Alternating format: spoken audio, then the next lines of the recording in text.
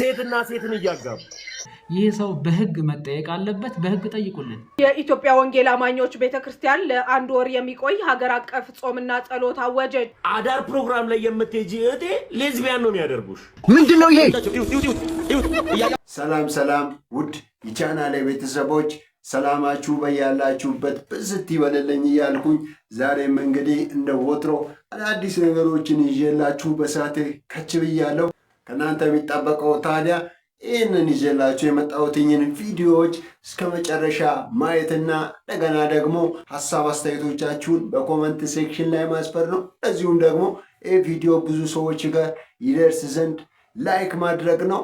ለዚህ ቻናል ደግሞ አዲስ የምትሆኑ ሰዎች ካላችሁ ሰብስክራይብ ማድረግ በፍጹም እንዳይረሳ። ቢካዝ በዚህ ቻናል ይዤላችሁ እምመጣው በጣም በቃ የሚጠቅሙና ድንቅ ቪዲዮዎች ድንቅ ነገሮች ስለሆኑ ማለት ነው። እንግዲህ አሁን ይዤላችሁ የመጣሁትኝን ቪዲዮዎች በቅደም ተከተል የማስቃኛችሁ ይሆናል ማለት ነው። በተቀዳሚነት ታዲያ የማስቃኛችሁ የኢትዮጵያ ሙሉ ወንጌል ቤተክርስቲያን ለአንድ ወር የሚቆይ ጾም ጸሎት አውጃለችና እስኪ ይህንን ቪዲዮ ተከታትለን እንመለሳለን። የኢትዮጵያ ወንጌል አማኞች ቤተክርስቲያን ለአንድ ወር የሚቆይ ሀገር አቀፍ ጾምና ጸሎት አወጀች። የኢትዮጵያ ሙሉ ወንጌል አማኞች ቤተክርስቲያን መሪዎች በዛሬው ዕለት በሰጡት መግለጫ ቤተክርስቲያኗ ከየካቲት 30 እስከ ሚያዝያ 2 የሚቆይ የጾምና ጸሎት ማወጇን አስታውቀዋል። የጾም ጸሎት አዋጁ ዓላማም ስለ ሀገርና ስለ ቤተክርስቲያን ለመጸለይ ነው ተብሏል።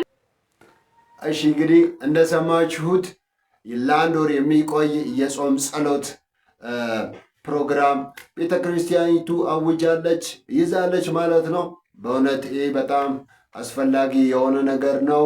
ደግሞ ጾም ጸሎቱ ዋና ሀሳብ እንደሰማችሁት ስለ ቤተክርስቲያን እንደዚሁም ደግሞ ስለ አገር መሆኑ በጣም በቃ አይደል ተፈላጊነቱን በጣም ያልቀዋልና ጾም ጸሎትን ደግሞ የመሰለ ነገር የለም። በእውነት በጣም ይሄ አሪፍና የሚደገፍ አቋም ነው ያልኳችሁ። ሁለተኛ ደረጃ እንግዲህ የማስቃኛችሁ ሰሞኑን በስፋት ሲዘዋወር የነበረ ነገር ነው። እሱም ተመስገን የሚባል የኦርቶዶክስ እምነት ተከታይ በመሰረተ ክርስቶስ ቤተክርስቲያን ላይ በጣም ከባድ የሆነ ነገር የተናገረው ጉዳይ ነውና ለማስታወስ ያክል እስኪ ይህንን ቪዲዮ ተከታትለን እንመለሳለን። ፕሮግራም ላይ ምንድን ነው ጌ ወንድም ነው የሚገጥመው። አዳር ፕሮግራም ላይ የምትሄጂ እህቴ ሌዝቢያን ነው የሚያደርጉሽ። ይኸው መሰረተ ክርስቶስ እንደ መሰረተ ክርስቶስነቷ እነዚህን ሰዎች ኢትዮጵያ ውስጥ ነው እያልኩ ያለሁት ወንድና ወንድ ሴትና ሴት ሲያጋቡ ለድምፁ ጥራት ይቅርታ ጠይቃለሁ። ግን አዳምጡ። በጣም የሚገርመው ነገር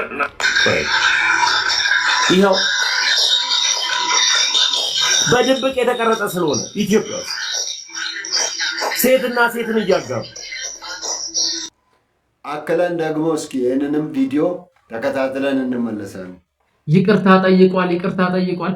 ይቅርታውን ተቀብለናል። ነገር ግን ያጠፋው ስም ማጥፋት ለትውልድ የሚሸጋገር ሁሌም የሚቀመጥ ነገር ስለሆነ በሐሰት ስለሆነ የወነጀለው ይህንን የተቀደሰ ቤተ እምነት በዚሁ ዝም ብለን ልንፋታው የምንችለው ጉዳይ አይደለም። ይቅርታውን ብንቀበልም ህግ የሚባል ነገር አለ።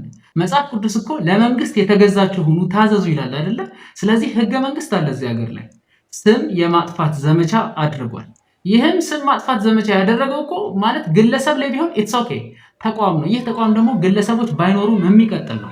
ቀጣይነት ባለው የክርስቶስ ወንጌል ላይ ነው የቀጠፈው። የክርስቶስ ወንጌል ላይ ነው እንቅፋት የሆነው። ስለዚህ ይህ ሰው በህግ መጠየቅ አለበት። በህግ ጠይቁልን። እና ክርስቲያን የሆናችሁ ደግሞ ይህንን ቪዲዮ እንዳታልፉት ኮፒ ሊንክ፣ ሪፖስት፣ ሼር አድርጉት። ወዳችኋለሁ። ቴሌግራም ደግሞ ተቀላቀሉ ብለናል። እንወደ ቴሌግራም።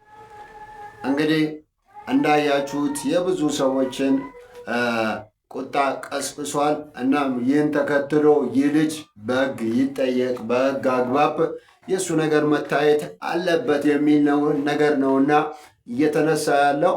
በእርግጥም ይህ ነገር ትክክል ነው። ቢካዝ እንዲህ አይነቱ ነገር እንዲህ አይነት ጉዳይ አሁን ላይ አለ አይደል በህግ ካልታየ በህግ ካልተዳኘ በጣም ከባድ ነው። ቢካዝ ይህ አሁን በይቅርታ ቢታለፍ ነገም እንደዚህ አይነት ነገር አፕን መሆኑ አይቀርም። ገብቷቸዋል አይደል? አፕን እንዳይሆን ደግሞ እንዲህ አይነት ነገር እንትን እንዳይፈጠር የእሱን ስራ እሱ አለ አይደል መታለፉን እሱ በይቅርታ መታለፉን ተከትሎ ደግሞ ሌሎች ሰዎች የእሱን አርአያ እንዳይከተሉ ይህ ልጅ በሕግ መጠየቅ አለበት፣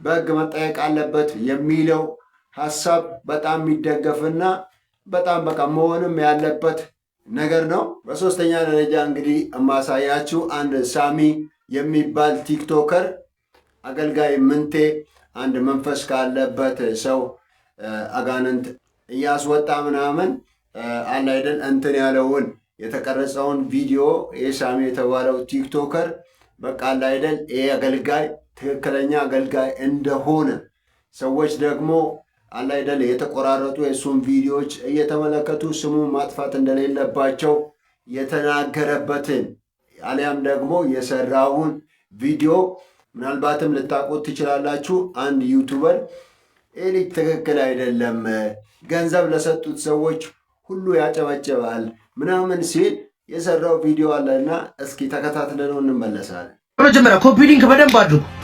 ይኸውላችሁ አገልጋዮቻችን ላይ የሚሰነዘር የትኛውም የጥላቻ ዜና እነሱን ለማጠልሸት የሚደረግ ነገር በወንጌል ላይ እንደመነሳት ነው። ከአብዛኛው ክርስቲያን ቲክታከር ጋር ህብረት የማላደርግበት ዋነኛው ምክንያት ምንድነው? ይሄዱና ጌታ ፎሎ የሚያደርጋቸው ሰው ሲሰጣቸው ሆዳሞች ይሆናሉ፣ ከርሳሞች ይሆናሉ። ይሄ ልጅ እስኪ ተመልከቱት። ምንድነው ይሄ?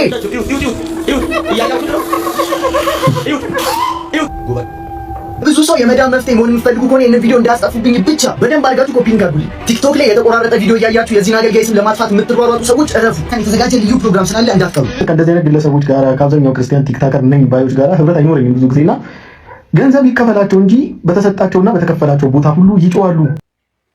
እንግዲህ እንዳያችሁት ገንዘብ ስለሚሰጣቸው ነው እንዲህ ያለ ነገር የሚያደርጉት ብለው ነው እና የተናገረ ያለው። ይህ ነገር ባይዘወይ ጆን እንዳለው ትክክል አይደለም። ቢካዝ እነሱ ገንዘብ ስለሚሰጣቸው ምናምን ሳይሆን በቃ እውነታው ነው። አሁን ነቢይ ምንቴ ምኑ ነው እንትን የሚያስብለው? እንደገና ደግሞ የምን ገንዘብ ነው አሁን ለቲክቶከር ሳሚ የሚሰጠው? ይህ ትክክለኛ ሀሳብ አይደለም። ደግሞ ዩቲዩበር አሁን ፕሮቴስታንት ሆኖ ሳለ እንዲህ አይነት ነገር ከእሱ አይጠበቅም። እኔ በእውነት በጣም ነው የደበረኝ እና እንደዚህ መሆን የለበትም እያልኳችሁ እንግዲህ የቻናሌ ቤተሰቦች ዛሬ ይዤላችሁ የመጣሁትን ቪዲዮዎች ባጭሩ ይህንን ይመስላሉ ማለት ነው። ታዲያ እንግዲህ ዳግም በሌላ ቪዲዮ በእውነት የምመጣ በሚገራርሙና በቃ በጣም ደስ በሚያሰኟችሁ ቪዲዮዎች እምከሰት ይሆናል። ታዲያ እናንተ ሀሳብ አስተያየቶቻችሁን በኮመንት ሴክሽን ላይ መጻፋችሁን በፍጹም እንዳትረሱ።